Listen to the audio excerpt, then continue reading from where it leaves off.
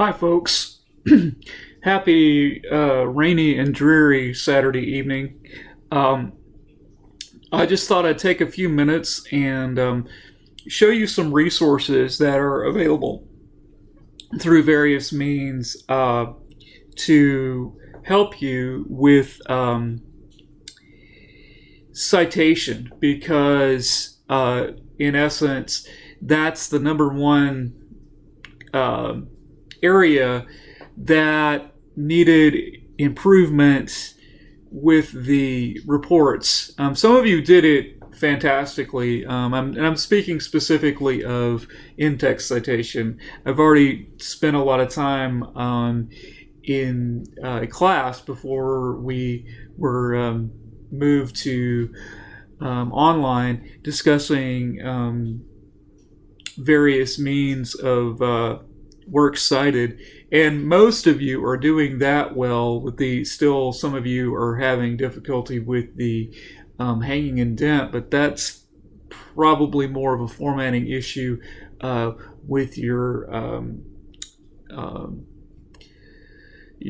word processing software, as it than it may be with actually knowing how to do citations. But I wanted to speak about in-text citation and also show you some general resources for citation, if that's an area that you still feel that you might be lacking some important information or knowledge about. So this is our Blackboard page. I just wanted to show you under Campus Resources, if you go down to Citation Styles Guide, this leads us to a library page. But if we click on APA, right, actually what this is going to do for us is it's going to give us a free access to the actual new APA 7th edition manual from the American Psychological Association in light of the COVID-19 outbreak.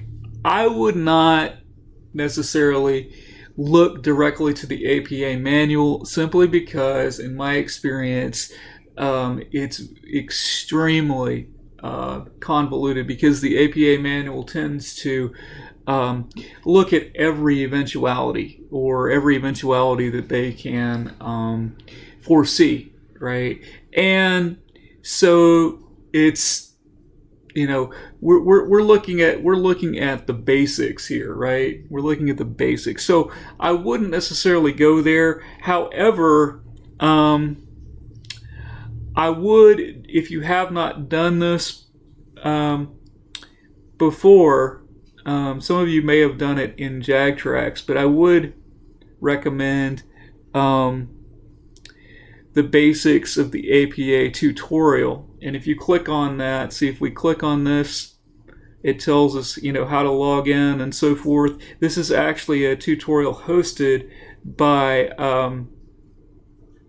the system itself, and it's fairly comprehensive. And they have the same thing for MLA as well. Okay, but I recommend looking at that if this is an area that you feel that you need some help with. Okay, all right. And then going back to our resources here, if you scroll down,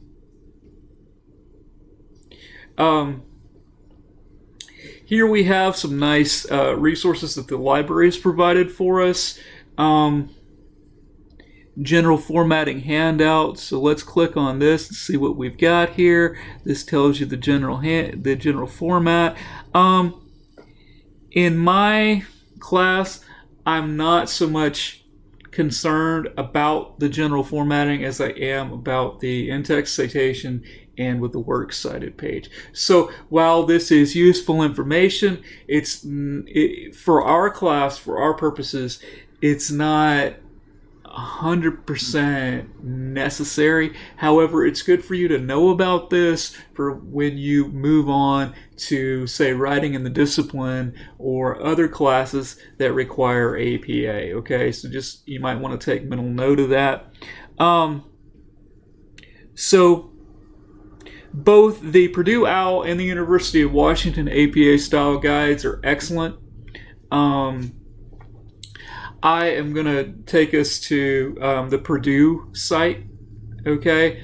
So if we click here, and I showed you this in class, but I want to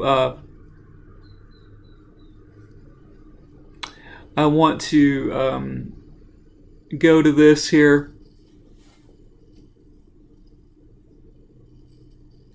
So if we scroll down, and again, we've got a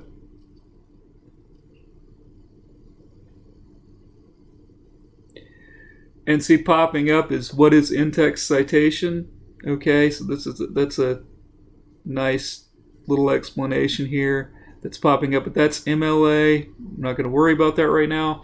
I just want to point out, and Purdue has a YouTube channel with a tremendous number of videos relating to these topics. They're worth checking out. APA vidcast, as it says here. And incidentally, as far as in-text citation is concerned, which is what I'm talking about now, the differences between 6th edition and 7th edition, so far as I can tell, for our purposes, are minute. So that's all right. Now, this particular site has 2 pages on in-text citation. So I want to take a moment and take a look at those. So if we click here under 7th edition general format, and I pointed this out in class. Again, some of you may not have been present at that time. Some of you may not have heard me when I mentioned this, but I'm pointing it out to you here. So when we're on the Purdue OWL site, and as I just showed you, getting there from our Blackboard, but if you click here under in-text citation basics, okay, it's going to give you various scenarios. So please read over this. And there are in general a couple of different ways of doing this. If you mention the author's name, the author's name in the sentence, right? You can follow that author's name with the date of publication, and then indicate, if there is a page number given, you can indicate the page number at the end of the sentence like this. Now, note here in their example, they are using signal phrases according to Jones, and then the thing, or they could have said Jones says or Jones claims or something to that effect. That is signal phrasing. And if I mention in my comment on your report that you needed to use signal phrasing, again, that's what I'm talking about. Incidentally, the comments on your reports are on Blackboard. Okay, so there'll be a comment on Blackboard. I'm not engaging directly with the folio a whole lot because of a convenience issue and because of a lot of technology issues. I'll get more into that as we move forward, but your comments are on Blackboard. Okay, and so here you can also, they're saying you can put the you don't have to wait till the end of the sentence. You can actually stick the page number at the end of the quotation.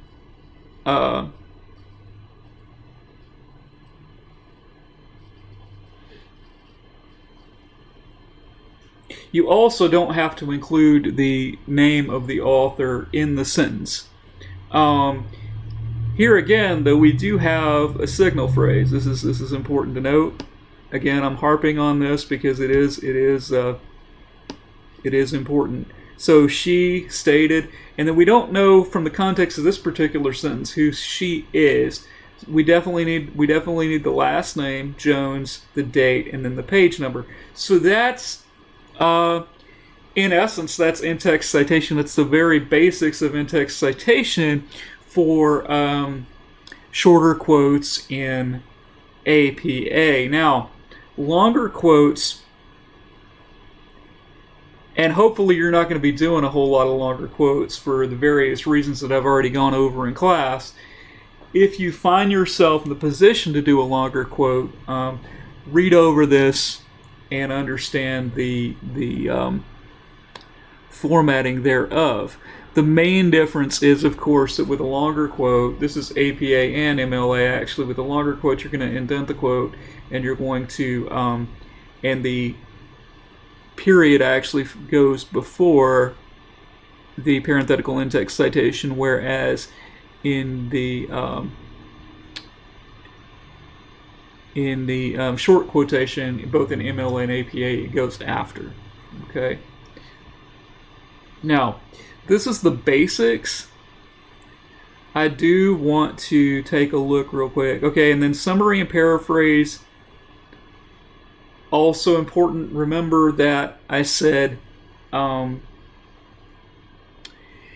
even if you're not quoting directly, if you're taking material that is not yours and is not common knowledge, you need to acknowledge the source of that material. So you need to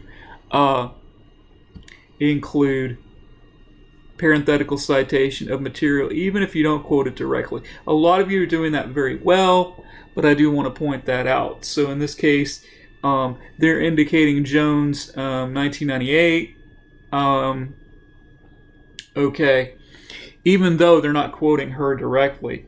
And again, in this one, they're not indicating Jones's name in the statement, but they have, so they're putting Jones's name in the citation itself. Now, up here, quotations without sources without pages. Sometimes they'll give you paragraph numbers. If so, you want to put the paragraph numbers in there rather than the page numbers. Or if it's a table, you would indicate the table on the piece. Now, these are, again, this is a very basic rudimentary workings of APA in-text citation. I do want to follow up here with the next page. And again, this is only 2 pages of material. Okay.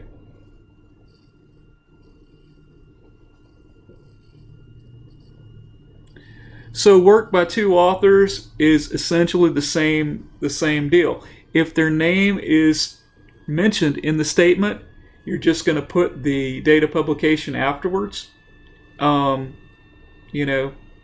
can do it like this, and then again, note they have a signal phrase. Okay, but then the other way of doing it is after the quotation or at the end of the sentence, you can do it like this. You can use the ampersand and then the date.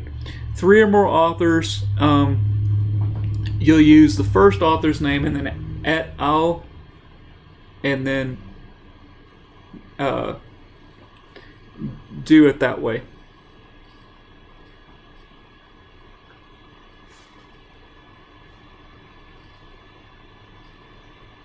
Okay.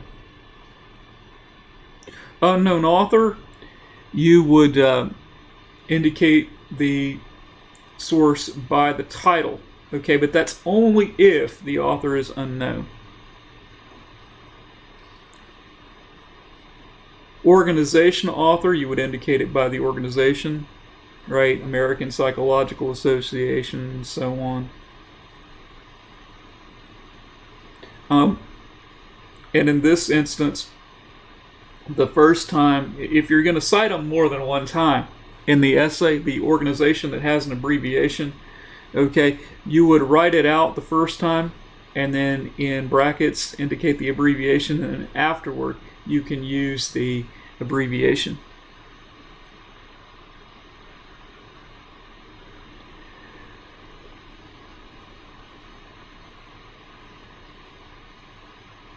So,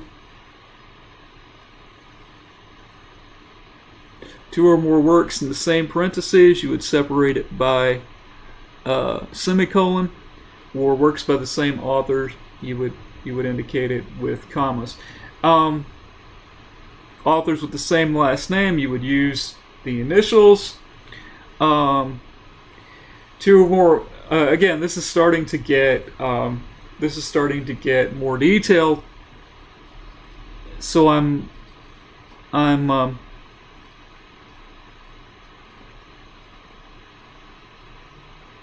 gonna just scroll down here. Now,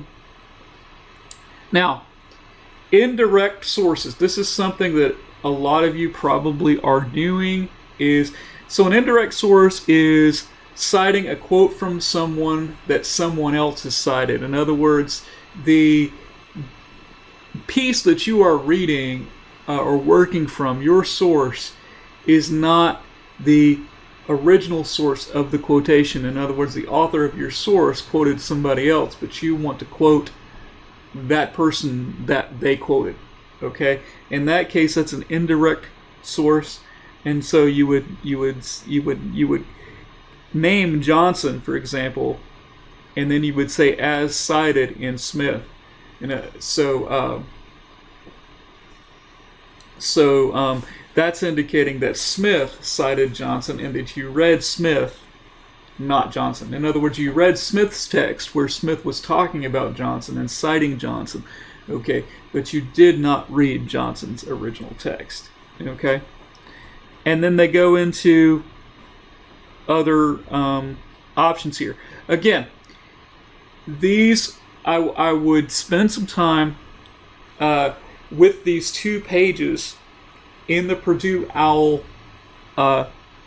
website, in the Purdue OWL APA guide, and watch this video, spend some time with the pages to get a handle on this. And I'm not asking for perfection, but I am asking that you create something, that you present something that looks reasonably correct and shows a degree of effort, particularly for those of you that in your report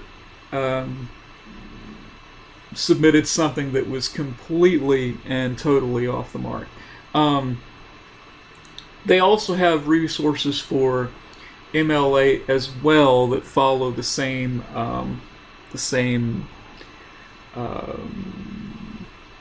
format, right? So I could go over here, I could scroll up,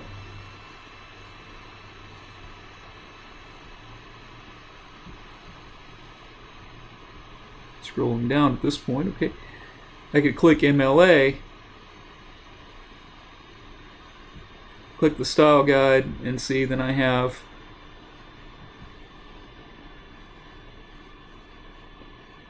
the basics of MLA, in-text citation basics, right? So I could click on that and I could go through and look at that style, right? So again, can't recommend enough the Purdue University OWL website. Okay, please, as you are writing your initial draft of your argument, spend a few minutes looking at these pages. You're going to get something out of it. Okay? All right. Thanks a whole lot. Have a great weekend.